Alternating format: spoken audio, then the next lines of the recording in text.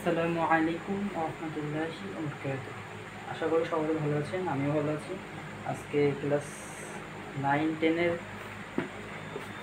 General ম্যাথে পরিমিতি যে অধ্যায়টা 16 অধ্যায়, এখানে 317 পেজে যে 16.3 অনুশীলনী আছে, সেই 16.3 অনুশীলনীর প্রথম 1 নম্বর যে অঙ্কটা ম্যাথ, সেটা সলভ করার চেষ্টা করবো আজকে। সো আজকে ভিডিওটা একটু কষ্ট করে পরিপূর্ণ দেখো, বুঝতে পারবো সব কিছু। এখানে 1 নম্বর বলা হয়েছে কি, 1 নম্বর বলা হয়েছে যে একটি বৃত্তচাপ কেন্দ্রে 30 ডিগ্রি কোণ উৎপন্ন করে। বৃত্তের ব্যাস 126 সেন্টিমিটার হলে বৃত্তচাপের দৈর্ঘ্যের নির্ণয় করো। তাহলে এখানে আমাদের প্রথমে মনে করতে হবে, কি মনে করতে হবে দেখা যায় কিনা দেখো। এখানে মনে করি, কি মনে করব যে কেন্দ্রে কত ডিগ্রি কোণ উৎপন্ন হচ্ছে, 30 ডিগ্রি না?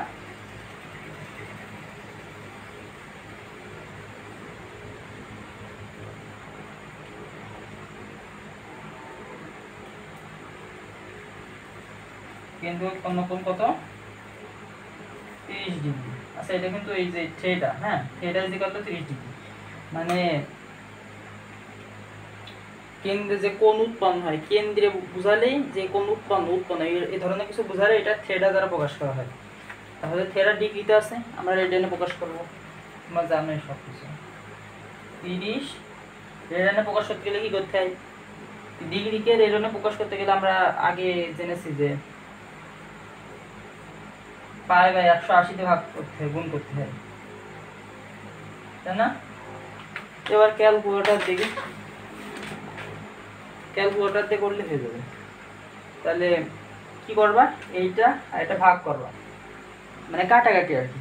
তাহলে 180 ভাগের কত?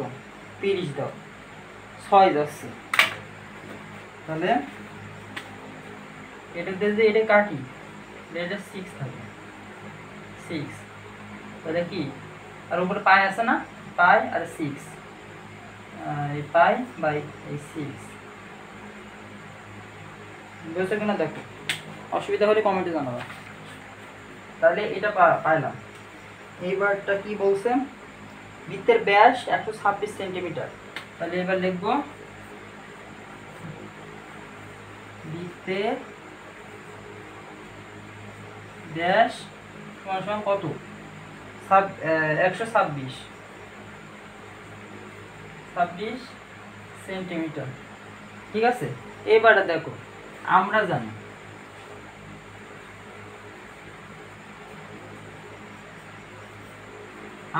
কথাটা লিখবো কেন? কারণ এখানে আমাদের সূত্র ফেলাতে হবে। কেন সূত্র ফেলাবো? কারণ এই জায়গায় বলেছে কি যে দৈর্ঘ্য নির্ণয় করো। তাহলে এই জায়গাটা মানে চাপের দৈর্ঘ্য নির্ণয় করো। চাপের দৈর্ঘ্য মানে কি, এটাকে কি দ্বারা প্রকাশ করা হয়? এস দ্বারা। চাপ বোঝাচ্ছে কোনো একটি বৃত্ত, চাপই রাখো, এটা একটা বৃত্ত। এখানে মনে করি যে এটা কি বিন্দু, এখানে যে এখানে একটা ব্যাসার্ধ নিলাম। এই একই ব্যাসার্ধ দিয়ে উপরে একটি বৃত্ত চাপ আঁকবো। এই যে এটা যদি এ হয়, এটা যদি ও হয়, আর এটা যদি বি হয়, তাহলে এটা হলো থিটা। এইবারটা আমরা জানি কি, এস ভাগ করছি,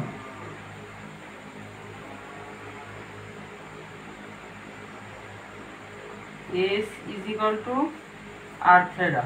ঠিক আছে, S is equal to R theta. তাহলে আর এর মান কত? এই যে এটা কিন্তু ব্যাস, সরি এটা ভুল হয়ে গেছে, ব্যাস হলো 2r, আর হচ্ছে ব্যাসার্ধ কি, আর ইজ ইকুয়াল টু 2 ভাগে চলে যাবে, 6/2 সেন্টিমিটার। তাহলে ভাগ করো, 3 আসবে না, 63 সেন্টিমিটার। ঠিক আছে, তাহলে আর কত? এই যে আর ইজ ইকুয়াল টু 63 সেন্টিমিটার। তাহলে আর এর মান 63 গুণ থিটা, এটা কিন্তু থিটা মান কত? পাই বাই 6, এই পাই বাই 6। তাহলে পাই বাই 6 ইয়ে করতে হবে, এখন ক্যালকুলেশন করতে হবে। কী করবা, ব্র্যাকেট দিবা, দিয়ে তারপরে 63 গুণ 3.1416 পায়ের মান, তার ভাগ আছে, ভাগ 6 এই ব্র্যাকেটটা ক্লোজ করে ইকুয়াল তাহলে কি 32.9866 32.987 ঠিক আছে। এটা কারণ কি, এটা কারণ হচ্ছে যে 6 এর পরে 8 আছে আর মানে 4 সংখ্যার উপরে আছে, তাহলে এখানে 6 কে 7 বললে হয়। এইটা হলো আমাদের কাছে কাঙ্ক্ষিত आंसर। আশা করি সবাই বুঝা গেছে। ধন্যবাদ। আসসালামু আলাইকুম।